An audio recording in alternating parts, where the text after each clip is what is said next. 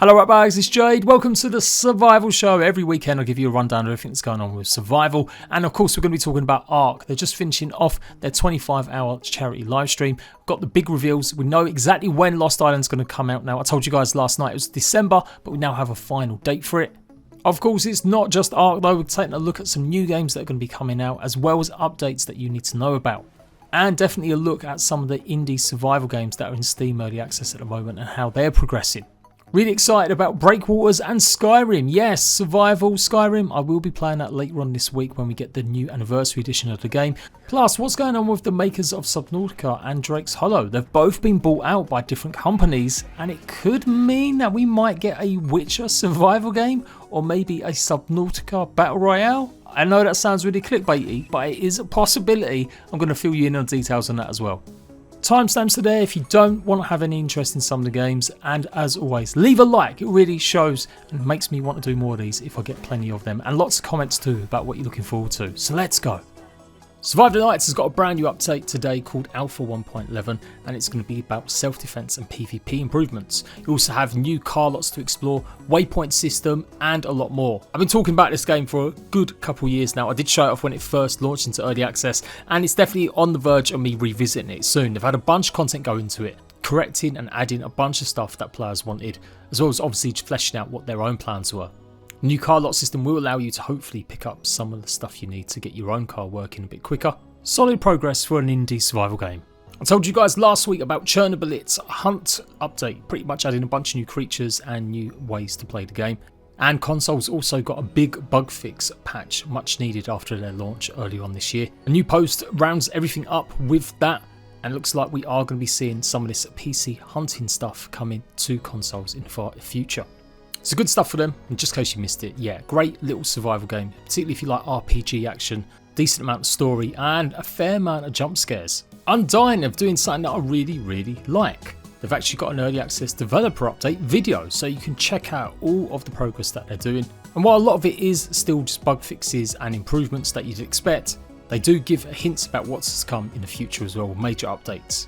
Didn't really get a chance to show this off on stream, as I had a bit of a disagreement with, I guess, their publisher or their co-developer. But definitely will champion this game. It looks pretty decent, and eventually once I get some time I may take a look at this one for sure. It is meant to be coming out on console in the future.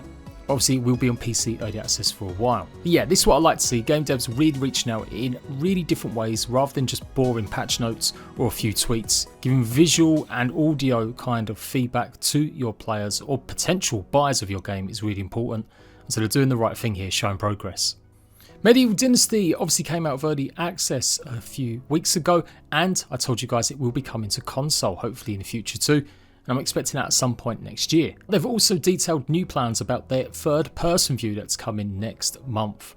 Much requested, it is on the way. It looks like it's going to be hitting in December. It's a good little game. It does run out of kind of more interesting things to do, but if you like the slower pace of simulation and survival, definitely worth a shot. Rust has gone ahead and added their desert military bases on PC. These look fantastic, and have even got a missile launcher, MLRS, that will fire missiles pretty much like a SAM site. This is actually going to be used on bases. You can fire up to 12 rockets. Players will have to now build their own SAM sites to stop the rockets from destroying their bases. It's really opening up and changing the way that Rust is played. Now you won't be stealing this vehicle, it does only sit at the desert base, so it's a case of having enough people to maybe get in there, set the coordinates and get out. It looks really great, and once again highlighting how fantastic Rust is on PC and how terrible the game is on console. Earlier on this month, Cryofall had a big chunky single player update where you can pretty much now actually play the game on your own without having to play on PvE or PvP servers. Didn't really cover this because Cryofall does kind of fall off my radar, mainly because I haven't really had a chance to play it in a good couple of years now. And then later on in October, only maybe a week ago so, they announced that they were rejigging and resetting their PvP, basically wiping. They pretty much used to wipe the game every 3 weeks, so you get a new economy running around gathering resources. It's pretty much like Don't Starve, but with full big multiplayer action going on. They've got a whole host of improvements, new vehicles, new ways to heal yourself. And yeah, they're adding a hardcore PvP game mode to it. So if you haven't checked out Cryofall, absolutely do. And again, once I get some time, I basically will be trying to have a go at this. Project Zomboid, a game that I was gifted by one of my great rat bags. Commando, thank you so much, dude. I will promise find time to play this soon. Maybe you can help me eventually when the multiplayer comes to it, and that looks likely to happen very soon. They've had the multiplayer in testing for a while, lots of closed branch betas and stuff that you could join, but now it looks like it's going to be coming to everyone that's bought a copy of the game very soon. Latest blog says somewhere maybe in December, possibly even January. But yeah, no guarantees unless they find any other last minute details or problems, but that's what we're looking at right now. I've got into Project Zomboid a big way, mostly by watching Nurse, a great content creator that likes these kinds of isometric or sort of simulation survival games. If you're wondering what the game is all about, go and give her channel a follow. Honestly, it's making me rethink my whole approach to YouTube, the way she's doing her guides, basically under 30 seconds long. Informative, great stuff, and absolutely should be on your radar if you're looking to try Project Zomboid out. Miss Survival's got a brand new beta branch where you can also check out a bunch of stuff as well. 3 new zones in development: the sawmill, village and old factory, giving much needed maybe locations to go and explore. They've also said that this map is the way that the map will be now finally going forward. The landscapes won't be changing anymore. They may add more zones, but they're not going to actually change and adjust the actual terrain itself. Whole bunch of stuff, including bow reworks, animal behaviour, animal combat, and obviously movement with fishing added as well. Yay, another game with fishing. You can also even get pets. There's mini puzzles to unlock some of these pets, and you can now take cover in bushes and stuff as well. Random events, trade system. It's been a while since I tried The Mist, and definitely looking to get it another go. I thought it was decent when it first came out, but it's obviously gone on leaps and bounds in the last year and a half since I last tried it. Okay, is there really going to be a Witcher survival game? Maybe not, but Drake Hollow, the creators of that game, Molasses Flood, have been bought out by CG Projekt Red recently. The guys, yes, behind the Witcher series. Seems a bit of a strange buy, but basically, yeah, they've sold their company and they're going to be working on a new project for CD Projekt Red. Drake Hollow was their second game to release after Flame in the Flood, and really competent, decent little survival game. I found it was good little fun. So much to surprise, they're American based as well, so it'll be interesting to see where they're going. Apparently they are going to be working on a new game set on one of their franchises they've already got. So could we see a Witcher survival game? Or God forbid, a cyberpunk survival game? Maybe not. The Massive Flood is filled with people that have actually worked on big franchises in the past, including first person shooters, open world games and much more. So they simply could just be looking for a decent little studio to help them polish and get stuff up and running, but it does sound like they'll be working on their own actual project. And Subnautica developers have said that they have also sold up as well. They've actually been bought up by Krafton, the makers of PUBG. Yep, I know, these are some strange developments going on right here. So are we about to see a Subnautica Battle Royale? Well, probably not. They were really hesitant about putting multiplayer in the game, so I doubt that's happening. If you don't know, they're not going to be working on Subnautica for a good few years now. They've stated all their focus is going to be on their next big game, which is going to be an RTS strategy style game. They've got no plans to make a Subnautica 3 or a full-blown sequel to the first one, rather than like a side game. Not yet anyway, it could be a good few years if they do return to that. But yeah, who knows what they're going to be doing. Again, stating that they're working on their own projects, but you've got to assume that whatever they're going to be doing could be beneficial for PUBG in the future, or possibly just a new project that they're working on together. Of course, Unknown Worlds have got experience. They did have their own first-person shooter game way before Subnautica. Natural Selection 2 is a bit of an oldie right now, but it's a bit of a cult classic as well. It's still played on the regular basis by people today. So interesting times with some of these survival studios and who they're signing up with. Craftopia gave a status report for October and pretty much what's going to be happening in the future. They detail the 5 major patches they've released ever since their previous major update, adding airplanes, mysterious dungeon, new weapons, and it does look like they are adding a bunch more, obviously, with the game being on game preview on Xbox. A fishery system, treasure box and merchants, new bosses, and looks like they're going to have new skills, pets and vehicles too. It's good stuff from them. I've been watching some of my ratbags play it recently and it's still maybe not grabbing me enough to revisit it. But yeah, at least good to know they've got content incoming. So Atlas had a big update of maybe a week or 2 weeks ago now, the Sea of Wonders. I told you guys all about it, what to expect. Basically it's a wipe of the whole world, a reimagining, adding new islands, new landscapes, new monuments and more. It sounded interesting, but a lot of feedback that you guys have been giving me directly says, as usual, it's broke absolutely the game. On Xbox particularly, there's a massive amount of problems. Players have been unable to connect, huge issues playing it, and just overall another disappointing update that hasn't been tested even thoroughly. Early access games, this is what you kind of expect. You know that games are going to be broken. You know that things might not necessarily work out that well. But too often, Wildcard, Grapeshot have released updates that simply haven't been tested, even to maybe go into early access. And it seems like this is the case with Atlas. Huge amount of problems. If you're enjoying the game and you found it, it's okay, let me know. I'd be interested to see if it's on PC or Xbox. But yeah, from what I've been reading and some of you guys have been telling me, huge amount of issues, spoiling what was another revamp for this game, which seems pretty doomed to me. So no, I will not be checking it out anytime soon. Junkpunk is a game I'm going to be taking a little look out in the coming week or so. A new survival game where you control a robot basically picking up junk and trying to repair your little area to hopefully make an escape. You'll be able to grow plants by the looks of things, build up bases and set up a whole bunch of automation as well. It looks pretty interesting. Absolutely want to give this a shot. It says it's got a co-op as well, and I've just finished running up a playtest that you could have took part in by just clicking on it on Steam. It does finish today, so there's no point really maybe in giving it a request, but you never know, they may want more testers in this next few days, but I doubt it. It's coming out on November the 12th, a day after Breakwaters, so I'm hoping I can find some time to give it a real shot. Breakwaters has had a huge ton of progress made in the last couple months ever since I gave it a shot. First video I did got like 50k views, and subsequent little let's play videos did okay. So I'm looking forward to the full launch of this game. They've added boats now, they've added a whole host more things to do, and it is going to have that 4-player co-op. I'm going to be live streaming this tomorrow. I'm giving special early access a bunch with some other creators. So on the 8th of November at around 8:30 BST time, which is 12:30 PST, I will be live with some of my rat bags checking out Breakwaters. So do make sure you tune in tomorrow. Make sure you got me on Noti Squad, and yeah, pay attention to Discord and Twitter where I will highlight it. It's a great little game. I'm eager to see what improvements have been made, and yeah, I'm expecting big things for this game. There's so much versatility, what you can do in control on the water, and yeah, really interested to see how we can apply that to survival. Lightyear Frontier is a farming simulation game that's coming out next year on Xbox, where you control these mechs as you go around pretty much growing your own crops and fighting off against all sorts of bad guys. I really like the look of this one, and you're going to be seeing a lot more of it on my second channel. They had just announced a couple of screenshots on their Twitter feed, showcasing the different arms that you'll be using different items to either pull items or go ahead and suck up some of your crops. Later on this week, it does look like they're also going to be highlighting, showing gameplay off at a special event. So I'm definitely going to take a look at this, and yeah, you're going to see a much more in-depth video about it on my second channel. What's that? You don't know about my second channel? JADECraft is going to be the home of more crafty games.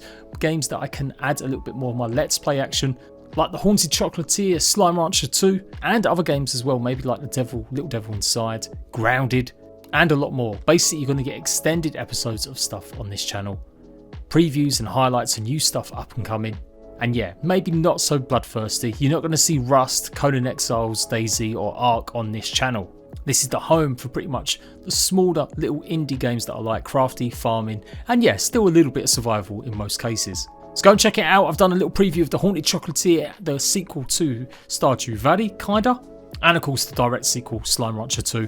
Both of them games hopefully coming out next year, and I'll be covering in a big way on the channel. We just hit 551 subscribers, and I've got a target of hitting 1,000 by Christmas. So it'd be amazing if we can get there. I've even got a schedule lined up. Monday to Fridays, you're going to get Let's Play action. For the coming next few weeks at least, it's going to be Grounded. I've got the videos lined up and ready. And then at the weekends, you are going to get info videos. A bit later today, I will also be taking a look at Bitcraft, another game that I've been speaking about lately. Okay, so a lot to go through, but over the charity event that Wildcard have been doing, a bunch of reveals got announced. Lost Island is coming out on the 14th of December. I did drop this info to you in an earlier video. Also expressed that I feel that ARK 2 will be delayed until 2023. I know some of you seem to think I'm a bit clickbaity with that, but honestly, I've been around ARK so long, I know exactly how they work, and no single piece of DLC they've ever produced has ever arrived on time. So yes, I'm still going with it, that ARK 2 will be delayed until 2023. But there's lots of other good stuff happening. Apparently the Lost Island map is going to be available for Xbox, PlayStation and PC at completely free, with the 3 brand new creatures you're seeing right now in the trailer. They look pretty good actually, I've got to say. Not heard too much about Lost Island, it just doesn't have a lot of info. It was kind of picked out of nowhere. A lot of people were surprised that it was a map for the sponsored program, and apparently there's a bit of confusion because it's based on Tamriel out of Elder Scrolls. Literally the same shape and size of that map. So yeah, I'm keen to dive into this, and again it's another contender for me to try and see if I can finally find some love again for ARK. Obviously there was the big news that Fjordor is coming out next June as well, and that's going to be another free map on Xbox, PlayStation and PC, hence why I do believe that the sequel to ARK won't be releasing next year. They're doing this purely to keep people happy, as they know there's going to be a delay till 2023. You're watching an incredible trailer by Maeve showcasing one of the latest updates, or the last update that went into the map. So it is complete now. If you're on PC, you get to experience all of it how the creator intended. But of course, by the time it does hit consoles next year, expect lots of things to be gutted and changed. It does have a bunch of creatures from DLC, and while Wildcard have included some in free maps in the past, they have never included all of them. So expect some big changes between now and June, and hopefully we'll get some more info about it all too. There is going to be another creature submission vote, so you can choose what real world dinosaur goes into the game when it does release. The votes are up now. You can go submit your dossiers and pretty much shout out to the community about what you want to see added. It caused a big lot of arguments last time when we had the monkey come into the Lost Island map, but yeah, hopefully it'll be a bit fairer next time. Wildcard just didn't basically do enough in showcasing, highlighting some of the submissions, and I think if they did that, it wouldn't have maybe been won by just who has got the biggest mouth or who's got the biggest fan base. The Wildcard team are just about wrapping up their 25-hour live stream, and they had some interviews, some reveals, and pretty much spots about music and the animated TV show and stuff like that. But it's been a bit dry compared to previous years. It isn't as great or exciting. We knew a lot of stuff that was happening, and apart from Fjordor, of course, yeah, there just haven't been that many reveals. But fair play to all the creators that have been fundraising and streaming and doing their own crazy shenanigans. It's great that you guys got behind the cause and actually celebrated with Wildcard, trying to raise money for sick kids in America. It's a shame though there isn't any more global charity appeal with this. As far as I know, Extra Life doesn't support charities around the world, it's only North America, and it'd be nice if Wildcard actually did something maybe later on in the year to help out a bit more in supporting global charities. ARK is a big global game. It's enjoyed massively in places like Japan, as well as Europe and Australia, of course, and many other places. So yeah, I kind of hope they do have something lined up. If they do want to organise something a bit more worldwide, I'd be down for getting behind that in the future. One of the reveals we did get from the extra live stream was the Androsaurus. If you hadn't seen my previous video taking a look at some of this stuff, I did miss out on this one as it just came out after I pushed publish, and it is pretty much a tank on 4 legs. You're going to have this creature mixed between a wolf, a sort of boar, and I guess a bear, and it's going to have a turret that you can fire in, and you'll be able to sit in a turret safe for a little while at least anyway, while you fire out a bunch of bullets. This creature is going to be coming to Fjordor as part of its unique creatures, so I'm guessing another one's going to be the fan favourite one, and everyone's praying that the Fenrir stays in there, but like I said earlier, I think there's going to be massive changes to the map. And that's all the big ARK Wildcard news so far from that charity stream. Looking forward to Lost Islands, seeing if I can get back into ARK, and yeah, let me know what you think about all the stuff that was revealed. The latest Icarus beta is well underway. In fact, it's going to be finishing later on today by the time you see this video. And of course, it is adding even more ways to go and explore and new features that are coming. This one focuses on missions and factions. There's 6 missions including Beachhead, Livewire, Dark Harvest, Field Test, Kill List and Headstone. They do involve going across a whole plethora of the biomes available. Beachhead is probably much of a tutorial mission. Basically, you just got to survive and build up your little camps. There's a whole bunch of different factions, maybe like 8 or 9, all based on countries all around the world. So yeah, it's looking good with this concept art and stuff, and obviously a load of fixes gone into the game too. I'm saying it once again, I really hope they do something and they make this game available for a week rather than these just weekends. It's been killing me that I have family. Pretty much every weekend they've had one of these running, so I'm not going to get a chance to really show it off until it's released on the 4th of December. So yeah, I'm really hoping they do extend the next one for at least a week.